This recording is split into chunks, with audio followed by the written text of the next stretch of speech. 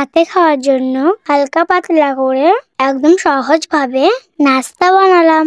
আসসালামু আলাইকুম, কেমন আছেন সবাই? শীতের দিনে রাত্রে বেলা এই নাস্তাগুলো যদি পাওয়া যায় তাহলে তো অনেক ভালো লাগে। এটা বানাতেও কিন্তু খুব একটা কষ্টও না, একদম সহজ ভাবে বানানো যায়। এখন তো শীতকাল, আর এই রেসিপিগুলো শীতকালেই বেশি ভালো লাগে। পরিমাণ মতো ময়দা নিয়ে তার সাথে লবণ, চিনি, কালো জিরার পরিমাণটা একটু বেশি দিয়েছি। যাই হোক, আটাটা ভালো করে মাখিয়ে একদম বেসন মাখা মতো করে মেখে নেব। কোন রকম গুটি গুটি থাকলে হবে না, একদম ফ্রেশ ভাবে বাটার বানাতে হবে। এটা দেখতে একদম অনেকটা ফুল পিঠের মতো লাগে।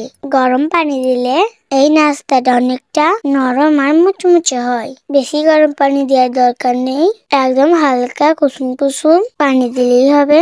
অল্প অল্প করে পানি দিয়ে আটাটা মেখে নিয়েছি। বেশি পাতলাও না, বেশি মোটাও না। এটা ভালো করে নাড়াচাড়া না করলে কিন্তু ভালো করে চিনিটা গলবে না, তাই একটু নাড়াচাড়া করে নিলাম। কড়াইয়ের মধ্যে তেল দিয়ে বাড়ির সবাইকে নিয়ে যে কোনো জিনিস খেতেই অনেকটাই ভালো লাগে। সবাই মিলে একসাথে থাকার মজাটাই আলাদা। কড়াইয়ের মধ্যে তেল দিয়ে তেলটা গরম হয়ে গেলে চামচি করে কড়াইয়ের মধ্যে দিয়ে প্রথমে একটাই দিব। এই নাস্তাটা বানাতে বেশি পরিমাণ তেল লাগে না, তাই তেলের পরিমাণটা কমই দিয়েছি।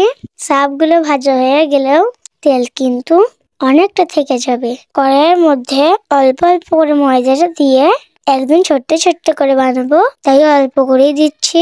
ছোট জিনিস দেখতেই বেশি ভালো লাগে।